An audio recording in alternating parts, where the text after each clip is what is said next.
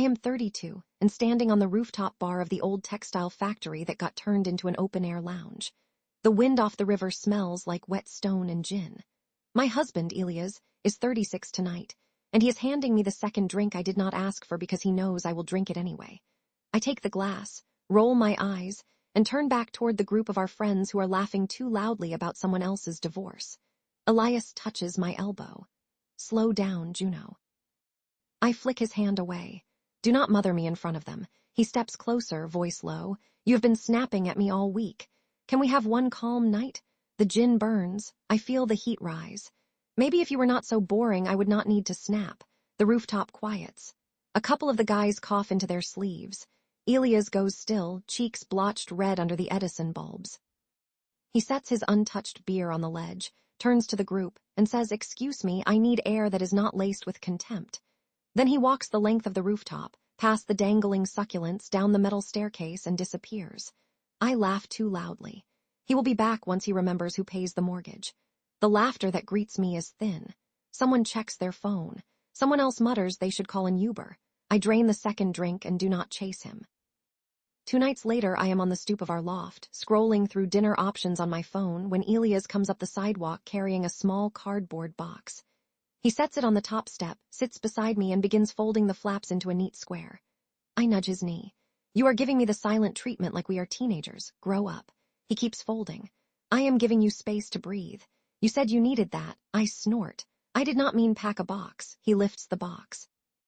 Inside are the silver cufflinks I bought him for our first anniversary, the key to the loft, and the credit card he never uses.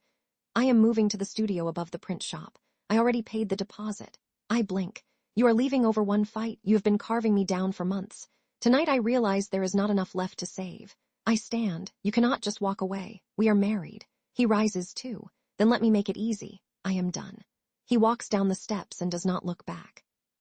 I watch the back of his gray coat disappear around the corner of Dock Street, and I feel the first tremor of something that might be fear. I crush it, go inside, and order Thai food for one. The next week I am at the outdoor market by the old train tracks, buying overpriced peaches when my friend Mara spots me. She hugs me with one arm, the other holding a canvas tote. Have you talked to Elias? I shrug. He is being dramatic. He will come crawling back once he realizes how much work it is to live alone. Mara bites her lip. Actually, he looked pretty peaceful when I saw him yesterday. He was helping the print shop owner fix her bicycle. He was laughing. The peach in my hand bruises under my grip. She is 40 and wears combat boots. He will get bored. Mara sighs. Juno, he told us what you said at the factory. We were all there. I wave a hand. Everyone overreacts. Her eyes harden. No, you humiliated him. Maybe fix that before it is too late. She walks off, tote swinging. I hurl the bruised peach into a trash barrel and go home to an empty loft that suddenly feels too tall. I try calling. Straight to voicemail, I text. No reply. I send a photo of us from last Christmas, captioned "Remember the snowstorm." The 3 dots appear, then vanish. I am blocked. I show up at the print shop at dusk, the sky bleeding orange behind the water tower. Elias is outside scrubbing ink from his hands with an orange industrial soap. He looks up, and for a second his face softens, then shudders. I hold up a paper bag. Your favorite tacos. I thought we could talk. He dries his hands on a rag. I have plans. Cancel them. I would rather not. I step closer. I said I was sorry. You said I was boring, in front of everyone. And then you laughed. I feel heat in my throat. I was drunk. You were honest. He starts inside. I follow him into the shop, past the clatter of letterpress machines and the smell of solvent. The owner, Leela, glances up, sees us, and quietly excuses herself to the alley. I set the bag on a workbench. Come home, I miss you. He leans against a table, arms crossed. I miss the idea of the man you wanted me to be. But he never really existed. I reach for his hand. He steps back. I have therapy tomorrow. You should try it. Might help with the impulse to crush people who care. The word crush lands like a slap. I leave the tacos and walk out. I start small. I leave a voicemail on his sister Amelia's phone, hoping she will guilt him into calling back. Amelia texts he is doing what he needs. Respect that. I try posting a throwback photo on social media, captioned "Missing my person." Within an hour, mutual friends stop liking my posts. The silence is louder than shouting. One Saturday I am sitting on a bench at the Riverside Amphitheater, watching a free jazz trio when I spot Elias near the fountain. He's wearing a new jacket, the color of pine needles. Leela is beside him, laughing at something he said. She touches his sleeve. He does not flinch. My chest tightens. I stand too fast, knocking over my coffee. The cardboard cup rolls, spilling cold brew across my sandals. I limp toward them, heart racing. I intercept them near the bike rack. Who is she? Elias exhales. This is Leela, my landlord, my friend. I look at her. You are moving fast. Leela raises an eyebrow. We are getting tacos. You should try the new place on Maple. She smiles politely and steps aside. Elias folds his arms. You are making a scene. I am your wife. You keep saying that like it is a magic spell. I feel tears threaten.